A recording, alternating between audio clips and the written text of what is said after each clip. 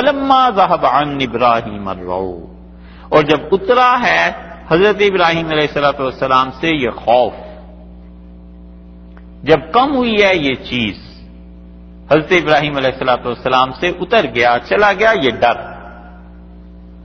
رو کہتے ہیں وہ ڈر جو اندر انسان کے کسی وجہ سے پیدا ہو جاتا ہے، تو جب دل جگہ پر آیا، محاورے میں جسے کہتے ہیں، خوف کم ہوا، وجاءت البشرا، اور بشارت آئی۔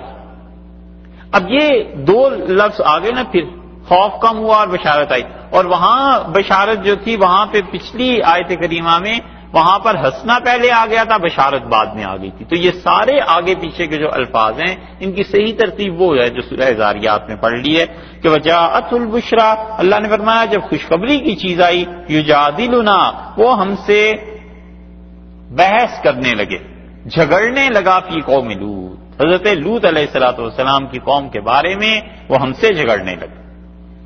اللہ تعالیٰ نے نسبت کی ہے اپنی طرف کہ ہم سے جھگڑنے لگا، یا تو واقعی حضرت ابراہیم علیہ السلام دعا کے لیے بیٹھ کے، اور یا یہ کہ ان فرشتوں سے جھگڑنا شروع کیا جو فرشتے عذاب لے کے آئے تھے۔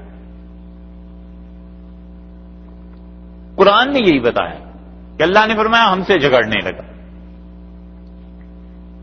ان ابراہیم، بلا شبہ ابراہیم علیہ السلام، لحلیم، بہت ہی تحمل کرنے والا تھا، اوواہ، اور وہ ایسا شخص تھا جو بڑا ہی نرم دل تھا، منیب، بات بات میں خدا کی طرف رجوع کرتا تھا، بات بات پہ اللہ کو پکارتا تھا، وہ انسان ایسا تھا۔ بہت تعریف ہو گئی حضرت ابراہیم علیہ السلام کی یہاں، اور اللہ نے ان کی تعریف کی ہے جو ہر آدمی کے ظاہر اور باطن سے واقف ہے، کتنی بڑی سند ہے ان کے لیے جو اللہ نے نازل فرمائی۔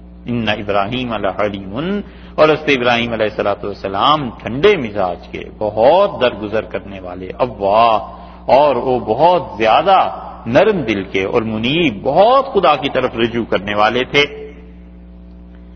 یہاں پر بات یہ پیدا ہوتی ہے کہ حضرت ابراہیم علیہ السلام خدا سے جھگڑنے لگے، اس کا کیا مطلب؟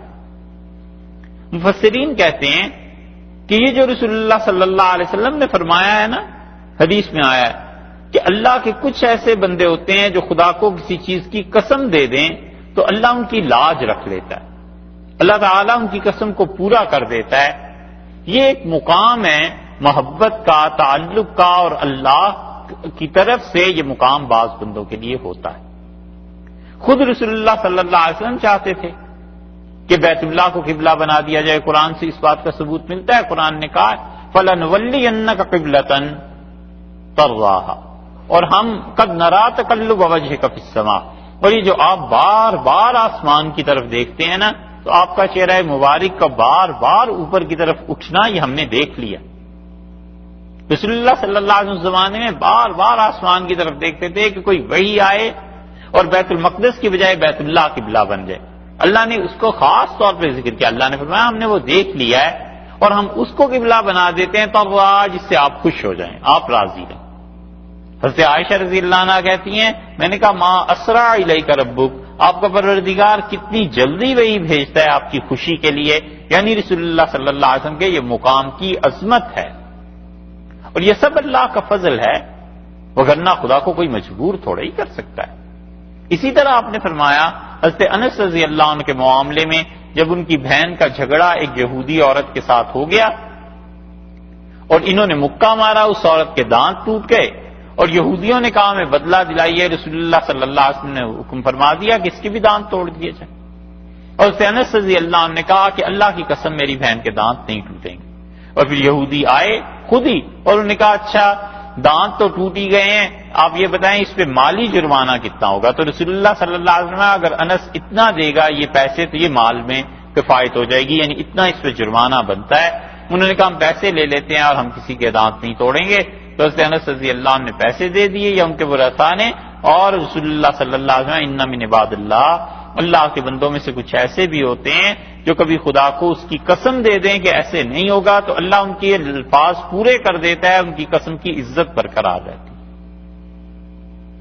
یہ چیز ہے، تو یہ مقام حضرت ابراہیم علیہ السلام کو تھا، ملا اللہ کی جانب سے۔ اس لیے وہ خدا سے بحث کرنے لگے. اللہ نے فرمایا ہم سے وہ جھگڑنے لگے. کس بارے میں؟ حضرت لوط علیہ السلام کی قوم کے بارے میں کہ اللہ انہیں عذاب نہ دے. ان ابراہیم، اور بلا شبہ ابراہیم، لا حلیم، بہت حلم والے تھے، ٹھنڈے مزاج کے تھے. اسی لیے رسول اللہ صلی اللہ علیہ وسلم نے تعریف کی اور آپ نے فرمایا تم میں سب سے اچھا آدمی غصے کے معاملے میں وہ ہے جسے دیر سے غصہ آئے اور جلد ٹھنڈا ہو جائے. دوسرا لفظ ارشاد فرمایا اواہ. اواہ کا مطلب ترجمہ کیا گیا ہے کہ بہت نرم دل کا انسان تھا، آہوزاری کرنے والا، دل نرم تھا. اور یہ ہوتا ہے، خدا کی رحمت کا اثر جتنا بڑھ جاتا ہے انسان کا دل ایسے ہی نرم پڑ جاتا ہے. رسول اللہ صلی اللہ علیہ وسلم کے بیٹے کا جب انتقال ہوا تو عبد الرحمن ابن عوف رضی اللہ عنہ کہتے تھے کہ ہم نے عرض کیا اللہ کے رسول آپ بھی رو رہے ہیں؟ تو رسول اللہ صلی اللہ علیہ وسلم نے فرمایا یہ خدا کی رحمت کا اثر ہے، اور میں تو تمہیں اس سے منع کرتا ہوں کہ کپڑے مت پھاڑو، چیخو چلاؤ نہیں، اور رونا مطلقاً آنکھوں سے. فرمایا یہ خدا کی رحمت کا اثر ہے. منیب، تیسرا لفظ یہ ارشاد فرمایا کہ بات بات میں رجوع کرنے والا تھا اللہ کی طرف، یعنی بہت کثرت سے دعا مانگنے والا تھا. اسی لیے رسول اللہ صلی اللہ علیہ وسلم نے اس امت کو بھی حکم دیا ہے کہ وہ کثرت سے خدا سے مانگتے رہیں، اور اسی لیے کہتے ہیں کہ اس پہ نظر نہیں جانی چاہیے یہ قبول ہوئی ہے یا نہیں ہوئی، کثرت سے خدا سے مانگتا رہے.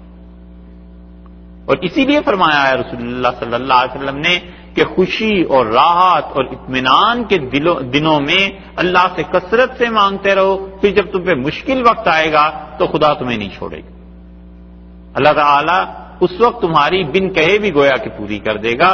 تو یہ ساری صفات ایسی ہیں جو کسی مومن انسان میں ہونی چاہیے، نرمی، ٹھنڈک طبیعت میں، مزاج میں اچھائی، لوگوں کے ساتھ تعاون کرنا، نیکی کے کاموں میں اللہ سے مانگنا، یہ سب چیزیں ہونی چاہیے.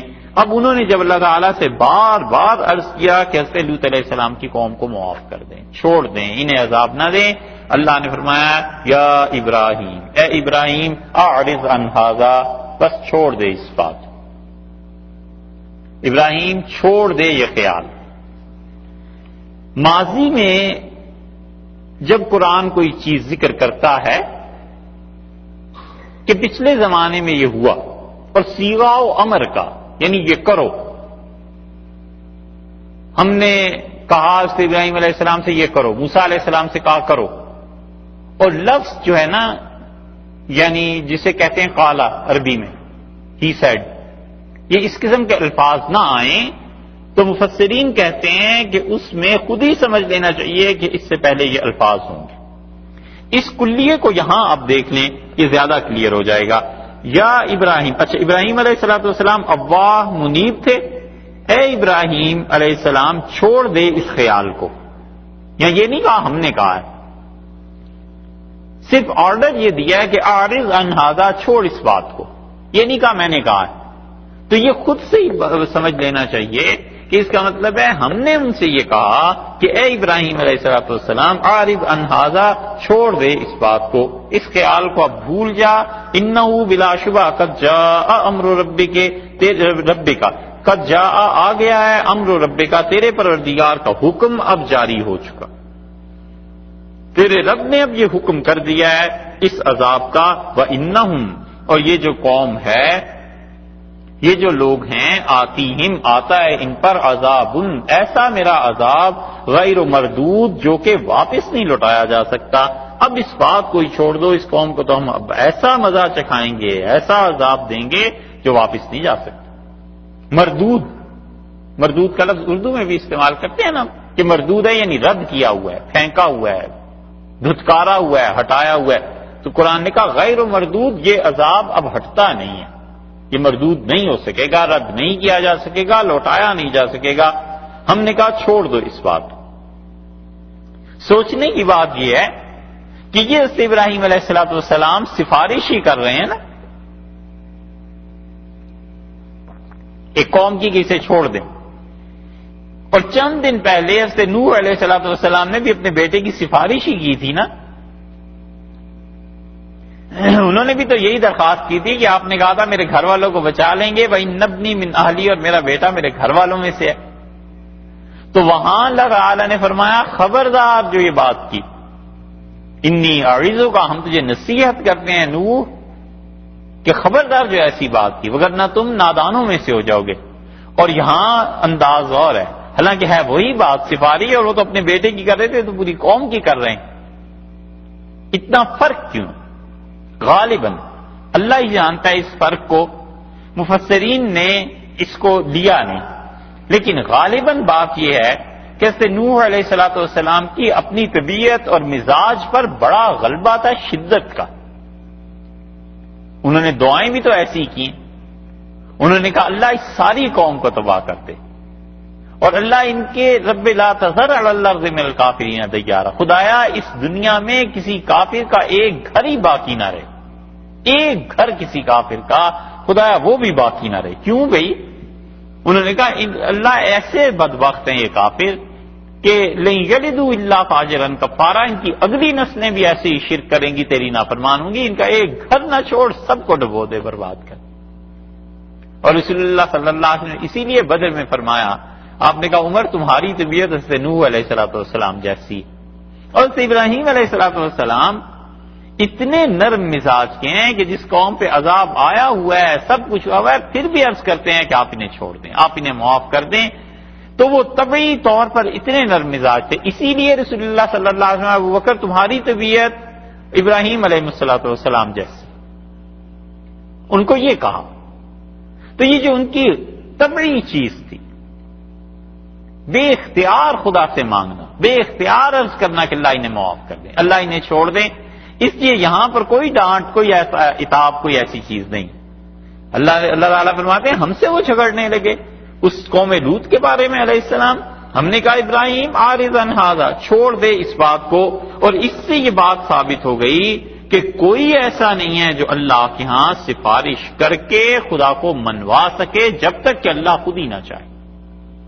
کسی کی شفاعت اللہ کے ہاں نہیں چلتی جب تک کہ اللہ خود نہ چاہے. حضرت ابراہیم علیہ السلام ہے، پیچھے حضرت نوح علیہ السلام تھے، اور یہ سارے قصے اللہ نے بتا دیا کہ ہم نے انہیں صاف کہہ دیا تھا کہ انہم آتیہم عذاب غیر مردود. اور یہ جو اب عذاب آ رہا ہے اس قوم لوط علیہ السلام پہ، یہ کسی کے ٹالے اب نہیں ٹلے گا. چھوڑ دو اب اس قصے کو. 4 قصے ہو گئے، یہاں سے 5واں قصہ شروع کر رہے ہیں. وَلَمَّا جَاءَتْ رُسُلُنَا، اور جب ہمارے فرشتے آئے ہیں. یہ 5واں قصہ ہے. چوتھے قصے سے یہ بات ثابت ہو گئی کہ حضرت ابراہیم علیہ السلام کے پاس فرشتے آئے اور وہ انہیں نہیں جانتے تھے. تو ثابت یہ کرنا تھا دوسرے دعوے میں کہ تم جو خدا کے علاوہ دوسروں کے لیے ثابت کرتے ہو کہ انہیں ہر چیز کا علم ہو جاتا ہے، یہ ہمارے جلیل القدر پیغمبر ہیں علیہ السلام، اور انہیں علم نہیں ہو سکا فرشتوں کا. اور وہی دوسرا دعویٰ جو تھا اس کے متعلق اب یہ 5واں قصہ یہاں سے شروع ہو رہا ہے کہ یہاں بھی دیکھو اللہ کے فرشتے آ گئے اور حضرت لوط علیہ السلام انہیں پہچان نہیں سکے. تو جو انبیاء علیہ السلام اپنے سامنے کی چیزوں کو نہیں پہچان سکتے، تو تم لوگ جو ان کی عبادت کرتے ہو اللہ کے اچھے بندوں کی، اور اس نظریے کے تحت کہ ہماری ہر مشکل مصیبت کا انہیں علم ہو جاتا ہے اور پھر نفع اور نقصان پہ قدرت رکھتے ہیں، تم لوگ کیسی جہالت میں پڑے. وَلَمَّا جَاءَتْ رُسُلُنَا، اور جب ہمارے فرشتے پہنچے ہیں لوطن، حضرت لوط علیہ السلام کے پاس. حضرت ابراہیم علیہ السلام کے عزیز، بعض روایات میں آتا ہے کہ بھتیجے. 3 مرکز حضرت ابراہیم علیہ السلام نے قائم کر دیے تھے. ایک مرکز اللہ کی توحید کا، یہی بیت اللہ، اور دوسرا انہوں نے حضرت اسحاق علیہ السلام کو فلسطین بٹھا دیا، اور ان کے بیٹے آگے فلسطین میں پھر یعقوب علیہ السلام ہوئے، اور پھر وہاں سے حضرت یوسف علیہ السلام مصر چلے گئے تھے، تو اس لیے وہ تحریک ان کی اور وہ توحید کا پیغام وہاں پھیلا. اور تیسرے یہ تھے حضرت لوط علیہ السلام، اور ان کو انہوں نے اردن کے علاقے میں بھیج دیا تھا، اور ان کے قریب ہی حضرت شعیب علیہ السلام بھی تھے پیغمبر کے طور پہ جو مبعوث ہوئے تھے. اس لیے یہ 4 مراکز گویا کے توحید کے بن گئے، اور بہت بڑے بڑے مراکز. اور حضرت ابراہیم علیہ السلام کو جب آگ کے اس واقعے کے بعد ہجرت کرنا پڑی ہے تو اللہ تعالیٰ نے فرمایا فآمن لہ لوط، اس کے ساتھ بس لوط علیہ السلام چلے جو غالباً ان کے بھتیجے تھے، بس اس پوری بستی میں وہ ان کو ماننے والے تھے۔ انہوں نے کہا جب یہ ہجرت کر رہے ہیں تو مجھے بھی تو ظاہر ہے ہجرت کرنی ہے، وہ ان کے ساتھ چلے گئے۔ اور اس پہ ابراہیم علیہ السلام ان ساری بستیوں میں چکر لگاتے رہے اور خدا کی توحید کی دعوت بھی دیتے رہے اور اپنے بیٹوں سے اپنے بچوں سے کہتے رہے کہ خدا کی توحید کو پھیلاؤ۔ اور اللہ نے یہ بتا دیا کہ اس قصے میں بڑی عبرت ہے۔ ایک چیز اوپر ہے کہ خدا نے کہا ہم برکتیں دیں گے، رحمتیں دیں گے تمہارے گھر کو، یعنی تمہاری دونوں شاخیں، اسماعیل بھی اسحاق بھی علیہ السلام۔ کہاں اکیلا آدمی آیا ہے اور اس کو فرشتوں نے آ کر بشارت دی کہ تمہارے ہاں بیٹا پیدا ہوگا، اسحاق علیہ السلام۔ اور اتنی برکت اللہ نے دی، اتنی برکت دی کہ یہودیوں کا سارے وطن آباد ہو گئے، فلسطین کیا اور عراق کیا اور شام کیا، ہر طرف ان کو خدا نے برکت دے دی تھی۔ اور دوسری طرف یہ بھی ہے، یہ جو قصہ اب شروع ہو رہا ہے، ان دونوں قصوں کو خدا تعالیٰ جو آگے پیچھے لائے ہیں، بڑی عبرت کی چیز ہے اگر لوگ اور قومیں اسے سمجھیں۔ اللہ نے فرمایا وَلَمَّا جَاءَتْ رُسُلُنَا لُوطًا، اور جب ہمارے فرشتے آئے ہیں حضرت لوط علیہ السلام کے پاس، سِیَّ بِهِمْ، وہ انہیں دیکھ کر فرشتوں کو خفا ہوئے، ناراض ہوئے، برا محسوس ہوا انہیں۔ وہاں فرشتے آئے ہیں ابراہیم علیہ السلام کے پاس، وہ خوش ہوئے، انہوں نے کھانا کھلایا، کوشش کی کہ کھانا کھاؤ، بٹھایا، اور یہاں پر یہ پریشان ہو گئے۔ وہاں بھی فرشتے لڑکوں کی صورت میں آئے ہیں، یہاں بھی لڑکوں کی صورت میں آئے ہیں، اور ظاہر ہے کہ پریشانی تو ہونی تھی، طبیعی چیز تھی۔ وَضَاقَ بِهِمْ ذَرْعًا، اور تنگ ہوئے حضرت لوط علیہ السلام ان کے آنے سے۔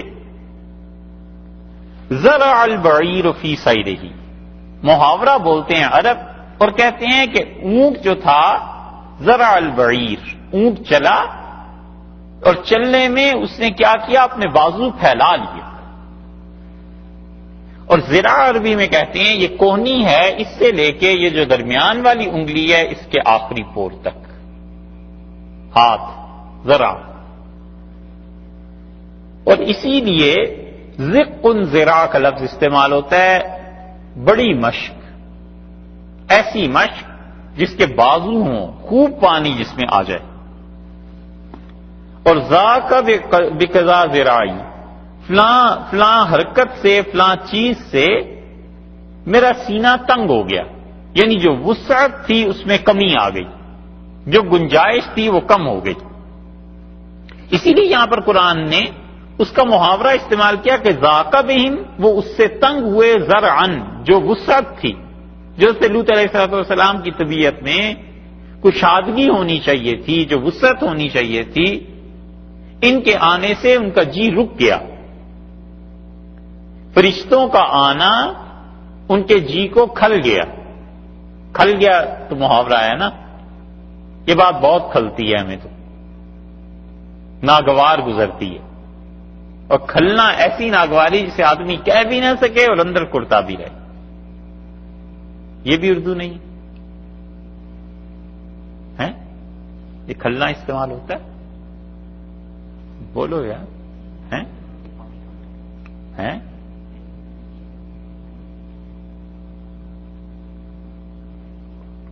بہار شریف میں ہوگا، ہیں حیدرآباد میں نہیں بولتے، نہیں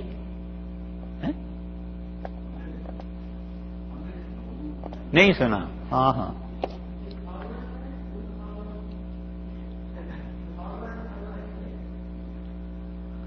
کھولنا تو خون کا کھولنا ہوتا ہے، وہ تو پانی کا کھولنا ہوتا ہے، جیسے یہ بات سن کے دماغ کھول جائے، کھولنا اور ہے صاحب، کھلنا اور ہے۔ اچھا، یو پی میں استعمال ہوتا ہے یہ لفظ، ہاں، پریشانی سے آدمی کہہ بھی نہ سکے اور اندر آدمی پریشان بھی ہوتا رہے، بہت کھلتا ہے یہ۔ کہتے ہیں نا کہ فلاں تو ہمیشہ اس گھر میں آنا ہمیشہ ہمیں کھلتا ہے، لیکن ہم کچھ کہہ نہیں سکتے۔ اللہ نے فرمایا ذاک بہم ذرع، ان کے جی کو کھل گیا ان کا آنا فرشتوں کا، اور وہ کہہ بھی نہیں سکتے تھے، وقالا اور بولے اپنے جی میں ھذا یوم عصیب، اور انہوں نے فرمایا سے لوط علیہ السلام نے آج کا دن ہے عصیب، بڑا سخت، عصبہ پٹھا، گوشت کے مقابلے میں انسانی جسم میں پٹھے چونکہ مضبوط ہوتے ہیں نا، اس لیے عصیب عصبہ اس کو کہتے ہیں پٹھے کو۔ انہوں نے کہا ھذا یوم عصیب، آج کا دن یہ بڑا سخت دن ہے، یعنی ایسی ناگواری کا دن ہے کہ یہ میرے پاس آ گئے ہیں مہمان اور دیکھو اب ان کے آنے سے کیا ہوگا۔ خفا ہوئے، وجاءہ قومہ، اور حضرت لوط علیہ السلام کی قوم ان کے پاس آئی، یہرعون الیہ، اور ان کے پاس بے تحاشا بھاگتی ہوئی آئی۔ قرآن نے یہ جو لفظ استعمال کیا نا یہرعون، بہت بامانی لفظ، بہت معنی خیز لفظ ہے۔ یہ نہیں کہا کہ وہ دوڑتے ہوئے آئے۔ ہر عربی میں کہتے ہیں ہری، ہری کہتے ہیں اس انسان کو یا اس بچے کو جو بہت تیز اور بہت چلا کر روتا ہے، مسلسل روئے جائے اور چلا کر روئے خوب اونچی آواز سے، وہ ہری ہوتا ہے۔ اور ہرا جوں کو بھی کہتے ہیں، چھوٹی سی جوں جو بہت تیز چلتی ہے، بڑی جوں جو ہوتی ہے نا، جوں سر میں پڑ جاتی ہے بچوں کے، خواتین کے، اور وہ خون چوس لیتی ہے تو وہ ہو جاتی ہے موٹی، وہ جلدی چل نہیں سکتی۔ اور ہرا کہتے ہیں وہ چھوٹی جوں جو بڑی تیزی سے حرکت کر سکے۔ اسی سے محاورہ انہوں نے بنایا ہے کہ ہرعو برمعہ، ہرعو برمحہ، یعنی اس نے کیا کیا، نیزے کو پوری تیزی سے قوت کے ساتھ ایک مرتبہ گھما دیا۔ دشمن کو مارنے کے لیے اس نے نیزہ سیدھا کیا اور قوت سے اس نے سیدھا کیا، پھینک دیا، مار دیا۔ وجاءہ قومہ، ان خوبصورت لڑکوں کو دیکھ کے حضرت لوط علیہ السلام کی قوم کے لوگ آئے، یہرعون الیہ، پوری شدت سے بھاگتے ہوئے، اندھا دھند بھاگے، بے تحاشا بھاگے، اندھے ہو کر بھاگے جسے کہتے ہیں نا، یہ بنتا ہے اس کا صحیح ترجمہ، کہ کچھ انہیں دنیا کی ہوش خبر کسی چیز کی نہیں رہی، انہیں جب پتا چلا کہ اتنے خوبصورت لڑکے وہاں آئے ہیں، اندھا دھند بھاگے۔ اور علیہ باللہ یہ کیفیت ان لوگوں پر آ جاتی ہے جو علیہ باللہ کسی ایسے گناہ کی طرف جا رہے ہوں جس گناہ کا تعلق جن سے ہو، تو سارے ہوش حواس بس اس ایک کام کے پیچھے پڑ جاتے ہیں اور کچھ نہیں سوچتی اس آدمی کو، برے آدمی کو، سوائے اس کے کہ آج تو یہ کام کر کے رہنا ہے، کسی طرح جلدی کرو، بھاگو۔ اللہ نے کہا اندھا دھند بھاگتے ہوئے وہ آئے، ومن قبل، اور اس سے پہلے، کانو، یہ قوم تھی، یعملون السیئات، یہ گناہوں میں پڑے ہوئے تھے، یہ بری حرکتیں کرتے تھے، پہلے سے کر رہے تھے، کون سی آج کوئی نئی بات تھی، اس سے بھی پہلے ان کے کرتوت یہی تھے۔ قالا، بولے حضرت لوط علیہ السلام، اب انہیں پریشانی شروع ہو گئی، فرشتے ان کے گھر میں ہیں لڑکوں کی صورت میں، اور قوم ساری آ کر، جتنے بھی اس قوم میں اس قماش کے لوگ تھے وہ آ کر باہر کھڑے ہو گئے اور انہوں نے چیخنا چلانا شروع کیا کہ ان لڑکوں کو ہمارے حوالے کرو۔ وہ ہے جو قرآن نے ابھی آیا تھا نا سورہ قمر میں، کہ راودو، انہوں نے کوشش کی کہ ان مہمانوں کو اس سے چھین لیں، لے لیں۔ قرآن نے یہاں وہ لفظ استعمال نہیں کیے، انہوں نے اپنے مدعا اور مقصد کے لیے چلانا شروع کیا اس سے لوط علیہ السلام کہ باہر نکالو، انہیں ہمیں دے دو۔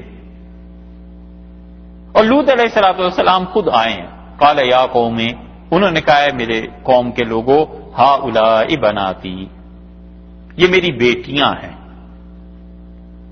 ہن اطہر لکم، اور یہ تمہارے اس مقصد کے لیے، تمہارے لیے بہت پاک ہیں، یہ میری بیٹیاں حاضر ہیں اور یہ ہیں پاک۔ مفسرین کا اختلاف اس پہ ہوا ہے جیسے لوط علیہ السلام نے یہ جو کہا کہ میری بیٹیاں ہیں، تو اس سے کیا مراد ہے؟ اس لیے وزن زیادہ ان لوگوں کی بات میں ہے جو کہتے ہیں کہ لوط علیہ السلام کی اپنی بیٹیاں مراد نہیں ہیں، کیونکہ ان کی تو اپنی بیٹیاں دو تھیں، اور انہوں نے صیغہ استعمال کیا ہے جمع کا کہ کئی بیٹیاں ہیں، تو وہ کہتے ہیں کہ اس سے مراد یہ ہے کہ جب تم نے یہ حرکت ایسی کچھ کرنا ہی ہے، تو جو بیٹیاں ہیں اس قوم کی، جو تمہاری بیویاں ہیں، نبی جو ہوتا ہے علیہ السلام اپنی قوم کے باپ کی طرح ہوتا ہے، تو انہوں نے کہا جو خواتین ہیں تم ان سے اپنی خواہشات کو پورا کیوں نہیں کرتے؟ ہن اطہر لکم، وہ تمہارے لیے بہت اچھی ہیں، یعنی فطرت کے مطابق جو چیزیں اللہ نے رکھی ہیں وہ یہ ہیں۔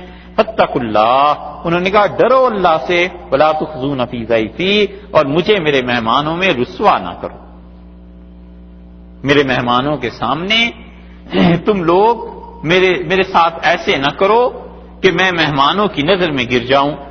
اب تک انہیں نہیں پتا چلا کہ جو لڑکے آئے ہیں یہ اللہ کے فرشتے ہیں۔ اللہ تعالیٰ یہ بتانا چاہتے ہیں کہ انبیاء علیہ الصلوۃ والسلام کو بسا اوقات اگر اللہ نہ بتائے، اصل صورتحال کی خبر نہیں ہوتی، تو تم جن کی عبادت خدا کے علاوہ کرتے ہو وہ تمہارے حالات کو کیسے جان لیتے ہیں؟ اور انہوں نے جو لفظ کہا ہے کہ اطہر لکم، یہ بیٹیاں، اس قوم کی خواتین، تمہاری بیویاں یہ بہت پاک ہیں، تو مراد یہ تھی کہ تم جس کام کے لیے کر رہے ہو یہ بالکل گندی حرکتیں ہیں، اور اس کے مقابلے میں اطہر کا لفظ لائے، یعنی پاک رہو، صاف رہو۔ مگر وہ قوم اتنی خراب ہو گئی تھی، اتنی خراب ہو گئی تھی کہ انہیں پاکی اور ناپاکی کا تصور ہی مٹ گیا۔ سورہ عنکبوت میں آگے چل کے کئی جگہ پہ آتا ہے، انہوں نے کہا کہ ہم نے اس بستی میں رہنے ہی نہیں دینا جو پاک رہنا چاہتا۔ اخرجوا علی لوط من قریتکم، لوط کے گھر کو نکالو یہاں سے، انہم اناس یتطہرون، یہ لوگ پاک رہنا چاہتے ہیں، ہم کسی پاک آدمی کو یہاں رہنے ہی نہیں دیں گے۔ اس لیے سے لوط علیہ السلام کہہ رہے ہیں، انہوں نے کہا مجھے میرے مہمانوں میں رسوا نہ کرو۔ اور ظاہر ہے دنیا میں کہیں بھی کوئی بھی شریف آدمی جب اس کے گھر میں مہمان بیٹھے ہوئے ہوں تو پھر اس انسان کو کتنا ان کا خیال ہوتا ہے اور کتنا اپنی عزت کا خیال ہوتا ہے۔ اور پھر فرمایا الیس منکم، کیا نہیں ہے رجل الرشید، تم لوگوں میں کوئی ایک آدمی بھی جو صحیح بات کرتا ہو، کوئی ایک آدمی بھی ایسا نہیں ہے جو حق بات کرنے والا ہو، ایک آدمی بھی ایسا نہیں ہے جو صحیح راہ پر ہو۔ اس سے معلوم ہوتا ہے جتنے آئے تھے کوئی ان میں ایک فرد ایسا نہیں تھا جو اس خرابی میں مبتلا نہ ہو، اور کوئی ایسا نہیں تھا جو صحیح بات سننے والا ہو۔ قالو، انہوں نے جواب دیا اور ان کا لقد علمت، تم خوب جانتے ہو لوط علیہ السلام، مالنا، نہیں ہے کوئی ہمیں غرض، مالنا نہیں ہے ہمارے لیے کوئی ایسی چیز، فی بناتکا، تیری بیٹیوں، تم جو خواتین کی طرف توجہ دلا رہے ہو، من حقن، کوئی بھی ضرورت، ہمیں ان عورتوں کی کوئی ضرورت نہیں، ہمارا ان پہ کوئی حق نہیں بنتا، ہمارا کوئی تعلق نہیں ہے ان سے، مالنا فی بناتک من حق، ہم کو تیری بیٹیوں سے کوئی دعویٰ نہیں، کوئی غرض نہیں۔ وَإِنَّكَ لَتَعْلَمُ، اور جو اگلا جملہ انہوں نے کہا ہے حد ہو گئی نالائکیوں کی۔ وَإِنَّكَ، اور انہوں نے کہا بلا شبہ لوط علیہ السلام، تو لَتَعْلَمُ، خوب جانتا ہے، ما نرید، ہمارے ارادے کیا ہیں، اور ہم جو کچھ چاہتے ہیں تجھے بھی خوب پتہ ہے، اور تو ہمیں ادھر بھیج رہا ہے، ہمیں کوئی تعلق نہیں ہے ان سے، اور جن سے تعلق ہے وہ تو بھی خوب جانتا ہے۔ اتنے خراب لوگ ہو گئے تھے۔ قالا، حضرت لوط علیہ السلام بولے، انہوں نے کہا لو ان لی بکم قوتن، کاش آج میرے پاس ہوتی کیا چیز، کوئی طاقت، کہیں سے مجھ کو تمہارے سامنے کوئی زور مل جاتا، کوئی طاقت مل جاتی، میں تمہاری اس حرکت میں اپنے مہمانوں کو بچا سکتا، میرے پاس کوئی طاقت ہوتی۔ اور دوسری بات کی او آوی، یا میں پناہ لیتا الی رکن شدید، کسی ایسے آسرے ٹھکانے کی طرف جو بہت شدید مضبوط ہوتا۔ اس کی تشریح مفسرین یہ کرتے ہیں کہ انہوں نے تمنا کی کہ کاش میرے کوئی رشتہ دار ہوتے، کوئی عزیز ہوتے، میں آج انہیں بلاتا، یا کوئی میرا کنبہ اور قبیلہ ہوتا، میں انہیں دعوت دیتا کہ آتے اور مجھے میرے مہمانوں میں رسوا نہ ہونے دیتے، اور تمہارے اس شر سے ہم لوگوں کو محفوظ رکھتے۔ رسول اللہ صلی اللہ علیہ وسلم نے فرمایا اللہ رحم کرے سے لوط علیہ السلام پر کہ انہوں نے یہ بات کہی کہ کاش میرے پاس طاقت ہوتی یا میں آج کہیں پناہ حاصل کرتا۔ اس حدیث کا مطلب کچھ محدثین تو اس طرف گئے ہیں کہ وہ کہتے ہیں اصل میں اس مقام پہ حضرت لوط علیہ السلام کو اللہ کی پناہ مانگنی چاہیے تھی کہ خدایا تو میری مدد کر۔ انہوں نے اللہ سے مدد نہیں مانگی، بس انہوں نے یہ کہا کہ کاش میرا کوئی کنبہ قبیلہ ہوتا تو میں اس کی پناہ میں آ جاتا۔ تو رسول اللہ صلی اللہ علیہ وسلم فرمایا اللہ رحم کرے لوط علیہ السلام پہ، گویا کہ حضرت لوط علیہ السلام کے اللہ کے علاوہ کسی اور کی پناہ مانگنے پر ناراضگی کا، عتاب کا اظہار فرمایا ہے رسول اللہ صلی اللہ علیہ وسلم نے، مگر دبے لفظوں میں۔ یہ لکھا ہے کچھ محدثین نے، لیکن مسلم کے جو شارح ہیں قاضی ایاز رحمۃ اللہ نے بھی یہ لکھا ہے۔ قاضی ایاز جو تھے، ایک تو ایاز ہے نا محمود غزنوی والے ایاز، وہ نہیں، یہ عین سے ایاز ہے۔ قاضی ایاز موطا کے شارح تھے، اندلس کے تھے، مالکی تھے، اور الشفاء انہوں نے کتاب لکھی ہے حضور اقدس صلی اللہ علیہ وسلم کی تعریف میں، اور امت میں جو بہترین کتابیں سیرت پر شمار کی گئی ہیں ان میں قاضی ایاز کی کتاب ہے۔ اور قاضی ایاز رحمۃ اللہ علیہ نے اس حدیث کا معنی یہی لیے ہیں کہ رسول اللہ صلی اللہ علیہ وسلم نے حضرت لوط علیہ السلام کی اس بات پر تنقید فرمائی۔ لیکن ان کے بعد جو محدثین اور آئے ہیں، ابئی آئے ہیں ایک، اور ابئی بھی شارح ہیں صحیح مسلم کے، انہوں نے اس بات کو نہیں مانا۔ محدثین کہتے ہیں کوئی وجہ نہیں ہے کہ رسول اللہ صلی اللہ علیہ وسلم نے حضرت لوط علیہ السلام کے اس جملے پر کوئی تنقید کی ہو، بلکہ حدیث کا اصل مفہوم وہ کہتے ہیں اتنا سا ہے کہ آپ نے کہا رحم اللہ لوطن، اللہ کی رحمت و لوط پہ، تو ان کی جو مظلومیت تھی اس پہ ترس کا، غم کا اظہار فرمایا ہے کہ خدا کی ان کے پہ رحمت ہو۔ انہوں نے کہا کہ کاش میرے پاس کوئی پناہ ہوتی، تو انہوں نے کہا دوسری حدیث میں یہ آیا ہے کہ رسول اللہ صلی اللہ علیہ وسلم نے فرمایا پھر اس واقعے کے بعد اللہ نے کبھی بھی کسی نبی کو نہیں بھیجا مگر یہ کہ اس کی پوری قوم تھی، قبیلہ تھا جو اس کا مددگار تھا۔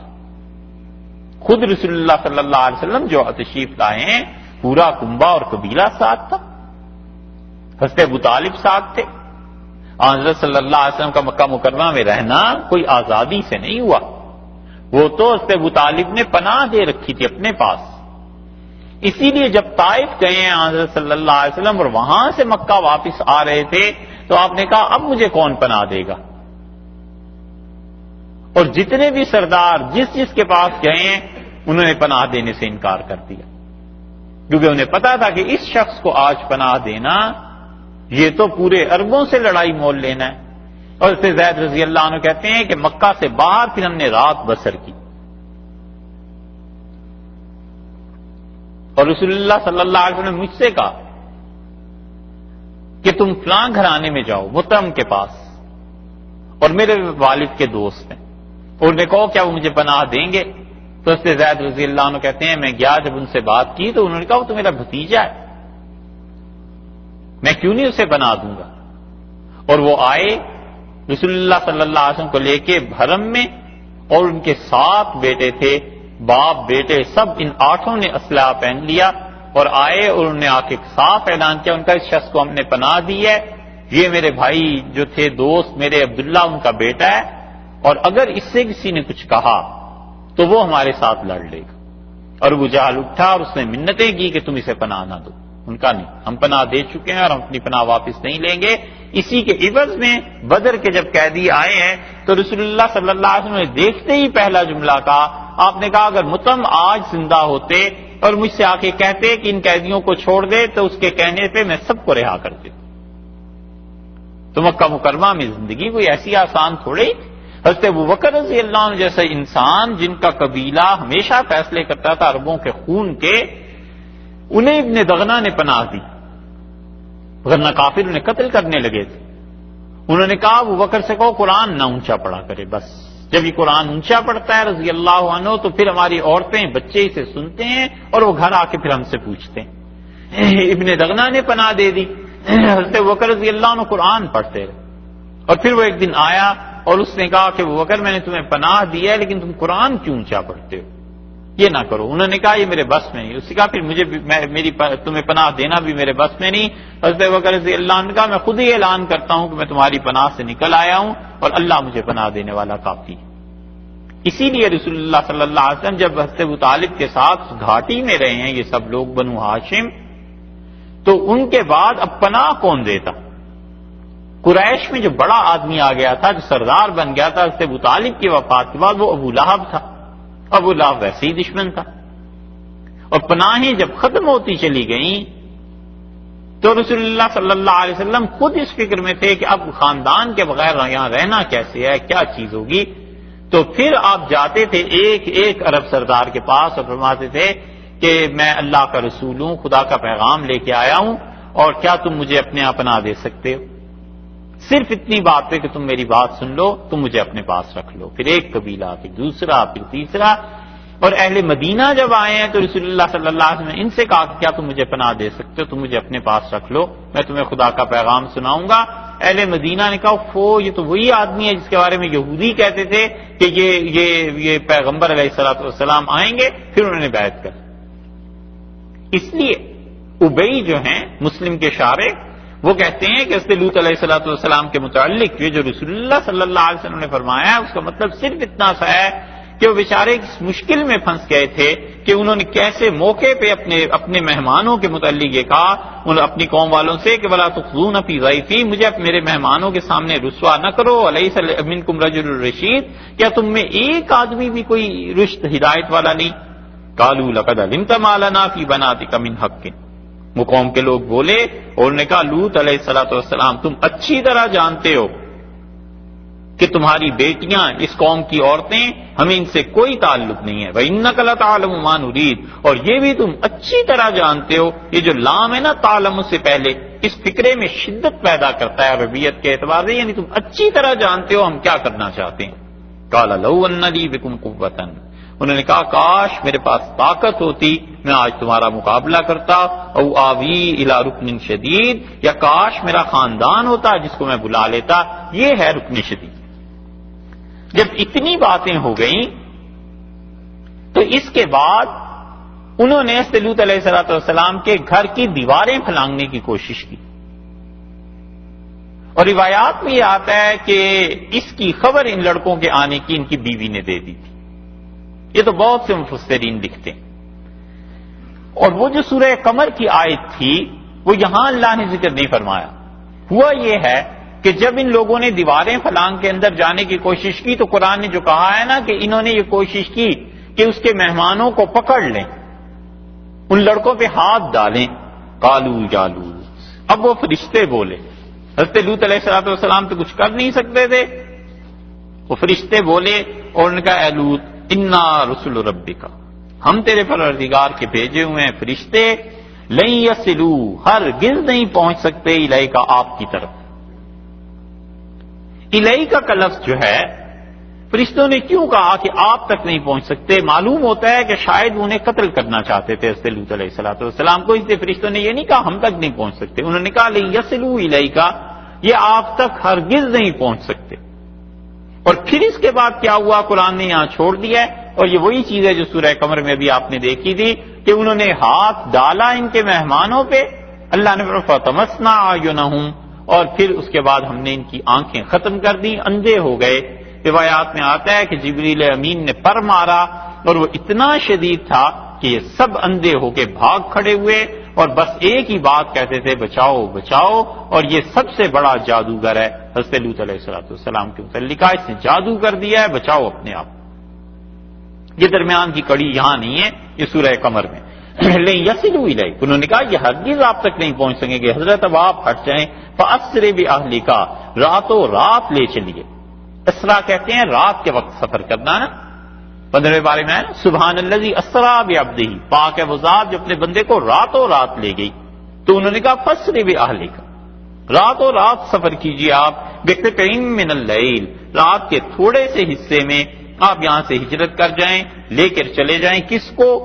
اپنے یعنی گھر والوں، بے اہلک، آپ اپنے گھر والوں کو لے کر چلیں، یہاں بھی بیوی اس میں ساتھ شامل ہے، جانا تو سب نہیں تھا اس لیے بیوی بھی گئی۔ ولا یلتفت، اور بالکل نہ مڑ کے دیکھیے، التفات نہ کیجیے، منکم، تو آپ کے گھر والوں میں سے، احد، کوئی بھی مڑ کر نہ دیکھے، الا امرأتک، سوائے آپ کی بیوی کے، یعنی یہ گھر والوں میں ایک آپ کی بیوی ایسی ہے جو پیچھے مڑ کر دیکھے گی۔ یہ قرآن نے دوسرا اہل کا لفظ جہاں دوسری مرتبہ پھر اس صورت میں بتا دیا استعمال کر کے کہ بیویاں بہرحال اہل بیت میں شامل ہوتی ہیں، اچھی ہیں بری ہیں یہ تو مسئلہ بعد میں آئے گا، لیکن بیوی اہل بیت میں شامل۔ انہوں نے کہا کوئی بھی ان میں آپ میں سے پیچھے مڑ کر نہیں دیکھے گا، اس قوم کے ساتھ اب جو ہونا ہے سو ہونا ہے۔ اور حضرت لوط علیہ السلام کی بیوی نے پیچھے مڑ کر دیکھا اور اس نے افسوس کا اظہار کیا، اور قرآن یہ کہتا ہے کہ وہ تباہ کر دی گئی، عذاب آ گیا۔ بائبل میں یہ آیا ہے کہ وہ نمک کا کھمبا بن گئی۔ کچھ بھی ہوا ہو، یہ ہوا۔ انہ مصیبھا، اور یہ جو آپ کی بیوی ہے یہ ایسے ہی طے ہو گیا ہے کہ مصیبھا، اس پر پڑے گی وہ مصیبت، وہ عذاب، ما اصابہم، جو اس قوم پر پڑے گا۔ چونکہ یہ ان کی حمایتی ہے، اس نے اطلاع دی، یہ ان کے کاموں سے خوش ہے، اس لیے اس پر بھی عذاب آ کر رہے گا جو ان پہ آیا ہے۔ اب یہ جو اگلے دو فکرے ہیں نا، قرآن نے بالکل اسے سادہ بیان کر دیا ہے، یہاں سمجھ نہیں آتی سوال و جواب کی، اس لیے تھوڑی سی اس کی تشریح درکار ہے۔ ان موعدہم الصبح، اور بلا شک و شبہ وعدہ ہے آپ کی یہ جو قوم ہے اس سے صبح کا۔ الیس الصبح بقریب، کیا صبح قریب نہیں آ گئی؟ یہ جو عذاب ہے اس کے لیے وقت ہے صبح، اور کیا صبح قریب نہیں آ گئی؟ یہ کون کس سے کہہ رہا ہے؟ مفسرین کہتے ہیں کہ جب انہوں نے کہا کہ حضرت آپ چلیں اپنے گھر والوں کو لے کے، اور سوائے آپ کی بیوی کے کہ اس نے ان کے ساتھ ہی مصیبت میں آ جانا ہے، تو حضرت لوط علیہ السلام اتنے تنگ آئے ہوئے تھے کہ انہوں نے کہا یہ عذاب کب آئے گا؟ انہوں نے کہا صبح آئے گا۔ ان موعدہم الصبح، ان کے ساتھ صبح کا وعدہ ہے، صبح تک عذاب آ جائے گا۔ تو انہوں نے کہا ابھی کیوں نہیں آ جاتا، اب کیوں نہیں تباہ ہو جاتے؟ حد ہو گئی ہے اس بے حیائی کی، اور حد ہو گئی ہے میرے ساتھ ظلم کی۔ تم کہتے ہو صبح عذاب آئے گا، ابھی اس قوم پر عذاب آ جائے۔ فرشتے بولے اور ان کا الیس الصبح بقریب، حضرت کیا صبح قریب نہیں آ گئی؟ بہت قریب ہے صبح، بس آپ کے جاتے جاتے ہم اس قوم کو عذاب دے دیں گے، آپ کے نکلنے کی دیر ہے۔ یہ ہے خدا کی تکوینی امور کہ اللہ کسی چیز میں ڈھیل دیتا ہے یا مہلت دیتا ہے، کیوں دیتا ہے یہ خدا کو ہی پتہ ہے۔ تو یہ فرشتوں سے انہوں نے اعتراض تو نہیں، فرشتوں سے اس بات کی تشریح چاہی کہ یہ کب عذاب آئے گا؟ انہوں نے کہا حضرت صبح بس قریب ہی ہے، ابھی عذاب آتا ہے۔ فلما جاء امرنا، اور جب ہمارا عذاب آیا، جعلنا، ہم نے کر دیا، عالیہا، اس شہر، ان شہروں کو، ان بستیوں کے اوپر کے حصے کو، سافلہا، ہم نے نیچے کا حصہ کر دیا۔ اٹھائیں وہ بستیاں اللہ نے اپنی قدرت سے فرشتوں کے ذریعے، اور اوپر جس حد تک اللہ ہی جانتا ہے کس حد تک وہ اوپر گئے ہوں گے، اور خدا نے انہیں پھینک دیا زمین پہ، اور اوپر سے جو پلٹا کے نیچے ماری گئی ہیں تو ایسی کہ وہ اردن میں آپ جگہ جا کر دیکھیں اور وہاں پر پورے سمندر کا ٹکڑا وہ نکل آیا ہے، اور بڑے بڑے لوگوں نے اس پہ ریسرچ کر کے لکھ دیا کہ یہاں سمندر آخر کیوں بنا ہے۔ اب تک خدا کے عذاب کے آثار وہاں پائے جاتے ہیں، اب تک وہاں پتھر جلے ہوئے ہیں۔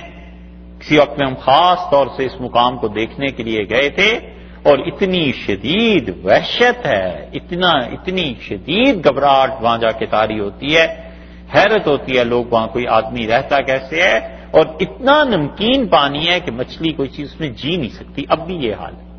ہاں، کئی ایک لوگوں سے پوچھا، انہوں نے کہا یہی وہ بستیاں ہیں جہاں حضرت لوط علیہ السلام کی قوم کو عذاب آیا تھا۔ ان موعدہم الصبح الیس الصبح بقریب، انہوں نے کہا کیا صبح قریب نہیں آ گئی؟ اور جب ہمارا حکم آیا ان پہ عذاب، ہم نے ان کی بستیوں کے اوپر کی زمین کو نچلی زمین کر دیا ایک، وامطرنا، اور ہم نے ان پر پھینکے، ان پر بارش برسائی، علیہا، اس بستی پر، اس قوم پر، حجارتن، پتھر تھے، اور پتھروں میں بھی تین چیزیں تھیں، من سجیل، ایک تو وہ پتھر تھے جو سجیل تھے۔ سجیل کا ترجمہ کیا گیا ہے جھاما، جھاما سمجھتے ہیں؟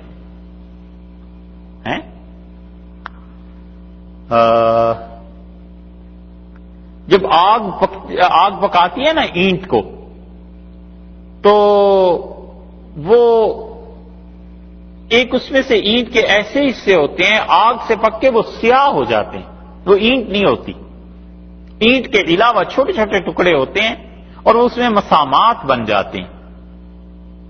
اسے عام طور پہ استعمال کرتے ہیں پاؤں ہاتھ کہیں میل جم جائے نا تو اس سے وہ کھرچنے کے لیے، اسے کہتے ہیں اردو میں ہی جھاما۔ اور اس ہے ٹھیکری نہیں، ٹھیکری میں وہ بات نہیں ہے۔ بس جھامے کا ترجمہ کیا کریں، جھاما ہی ہے۔ سجیل، وہ ہم نے ان پر پتھر پھینکے جو ایسے تھے۔ ایک ترجمہ اس کا یہ بھی کیا گیا ہے کہ شدید پتھر، سخت پتھر، کھنگر بھی ایک ایسی چیز ہے جھامے کی طرح، اینٹوں کے ساتھ کھنگر لگ جاتا ہے، اس کو کہا۔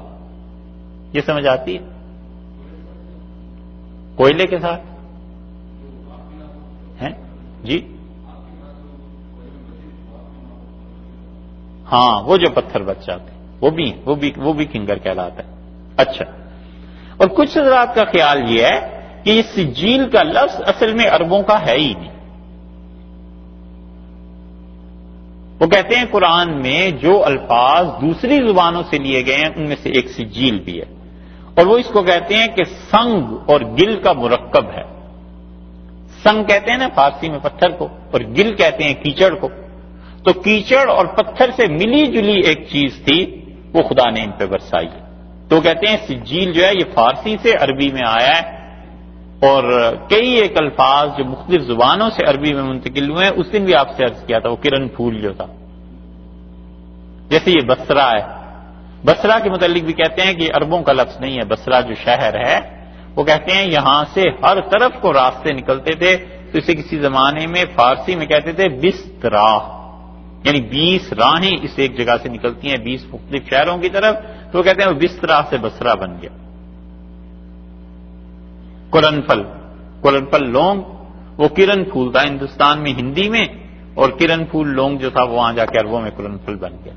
اسی طرح سجیل کا لفظ بھی منضود، اور اللہ نے کہا ایسے پتھر ہم نے برسائے، منضود ایک کے بعد ایک، پے در پے پتھر برسے، بارش پوری ہو گئی ان پہ، مسومتن، اور وہ پتھر تیسری بات ارشاد فرما دی کہ مسومتن، اس پہ نشان لگے ہوئے تھے، یا تو نشان لگے ہوئے تھے خاص طور پہ کہ ویسے پتھر اور کہیں نہیں تھے، اور اللہ نے طے کیا کہ یہ پتھر جا کر اس قوم پر برسیں گے، اور یا مسومتن کا مطلب یہ ہے کہ مسومتن عند ربک، تیرے پروردگار کی طرف سے اسم، نام زد کر دیے گئے تھے، نام لکھ دیے گئے تھے کہ کس کس کافر پر جا کر کون سا پتھر برسنا ہے، اور ہم نے اس قوم کو تباہ ایسے کر دیا۔ وما ہی، اور یہ جو بستی ہے من الظالمین، مکہ مکرمہ کے ظالموں سے ببعید، کچھ بھی دور نہیں ہے۔ اسی لیے دوسری جگہ فرمایا کہ انکم لتمرون علیہا، مکہ والو تم اردن اور ان بستیوں پر اپنے تجارتی قافلوں میں صبح شام گزرتے ہو، تم نے کبھی دیکھا ہے اس بستی کے ساتھ کیا ہوا؟ اس لیے ایک ترجمہ تو یہ کیا گیا کہ وما ہی، یہ بستی من الظالمین ببعید، ان ظالموں سے، مکہ والے ظالموں مشرکوں سے کچھ بھی دور نہیں ہے، یہ ظلم کر رہے ہیں، شرک کر رہے ہیں۔ ایک تو ترجمہ یہ، دوسرا ترجمہ بالکل اس کے برعکس کیا گیا کہ وما ہی، اور یہ عذاب، یہ جو ہم نے دیا تھا من الظالمین، حضرت لوط علیہ السلام کی قوم میں یہ جو ظالم تھے، حد سے بڑھ گئے تھے، بے بعید، یہ ان سے کوئی دور تو نہیں تھا، ان کی حرکتیں ہی ایسی تھیں، یہ عذاب انہیں پہنچنا ہی تھا۔ جیسے کہتے بھی ہیں محاورے میں کہ تمہارے ساتھ تو یہ ہونا ہی تھا، صاحب کوئی بعید نہیں اس کے ساتھ یہ چیز ہو جائے، کہتے ہیں نا ہم نے تو پہلے ہی کہہ دیا تھا کہ اس کے ساتھ یہ ہونا، وما ہی من الظالمین ببعید، اور یہ خدا کا عذاب ان ظالموں سے کچھ دور تھوڑا ہی تھا، یعنی یہ حرکتیں ایسی کر رہے تھے، حد سے بڑھ گئے تھے۔ حد سے بڑھنا جو قرآن نے انہیں کہا ہے نا، یعنی یہ گناہ کی بھی حد ہوتی ہے، کوئی آدمی اتنا بڑھ جائے کہ وہ دوسروں کو بھی اسی گناہ پہ مجبور کرے جس گناہ میں خود پڑا ہوا ہے، اور اسے پاکی ناپاکی کے سارے تصورات مٹ جائیں، اور ایسا ہو جائے کہ وہ کہے جو اس گناہ کو نہیں کرے گا اسے ہم جینے ہی نہیں دیں گے، رہنے ہی نہیں دیں گے۔ تو یہ تو پھر ایسا کیڑا ہو گیا جو خود گندگی میں پیدا ہوتا ہے اور وہ چاہتا ہے ساری زندگی اس گندگی میں گزارے۔ تو یہ کیڑے کسی بستی میں، شہر میں، کسی گھر میں گھس آئیں تو ایک عقل مند آدمی کیا کرتا ہے؟ وہ فنائل چھڑکتا ہے، کوئی اسپرے چھڑکتا ہے کہ ان کیڑوں سے پاک کرو اپنے گھر کو، یہ تو گندگی کے ہیں، یہ تو چاہتے ہیں گندگی میں رہے، تو اب گھر سارا تو گندا نہیں کیا جا سکتا ان کے لیے۔ اللہ نے ان کے ساتھ ایسے ہی کیا، اللہ تعالیٰ نے فرمایا اور ان سے یہ عذاب کوئی دور نہیں تھا، یا یہ فرمایا کہ مکہ والو تم دیکھ لو، ہم نے دونوں کام تمہیں دکھا دیے ہیں. یہ ہے بڑی حکمت کی بات ان دونوں قصوں کو آگے پیچھے لانے میں. پہلے بتایا کہ ہم نے طرف ابراہیم علیہ السلام ان کے یہاں اسحاق علیہ السلام ہوئے، پھر یہودیوں کو برکتیں رحمتیں ملی، پھر بتا دیا کہ یہاں دیکھو یہ کیا ہوا. اور دونوں قصوں کو آگے پیچھے لانے میں حکمت یہ ارشاد فرما دی گویا کہ تم دیکھتے ہو ایک آدمی چلا اور وہ آیا ہے اور اس نے ہمارے لیے کام کیا، اکیلا آدمی تھا، ہم نے کتنی برکتیں دی اور ہر جگہ ان کے شہر آباد کر دیے. فلسطین میں یہودی آباد ہو گئے، مصر کی حدود کو جا کے لے لیا، شام میں آباد ہو گئے، ہر جگہ خدا کی رحمتیں اور برکتیں ساتھ ہوئیں. اور دوسری طرف دیکھتے ہو یہ بھی اکیلا آدمی تھا اور ہم نے ایسے مٹا دیا اس نافرمان قوم کو کہ آج دیکھنے کے لیے کوئی نہیں رہا انہیں، اور وہ بالکل بے نام تھے. انہیں ایسی شاندار عروج اور ترقی دی، اتنی رحمتیں اور برکتیں دی کہ اب تم دیکھ سکتے ہو وہ قوم کہاں پہنچ گئی ہے.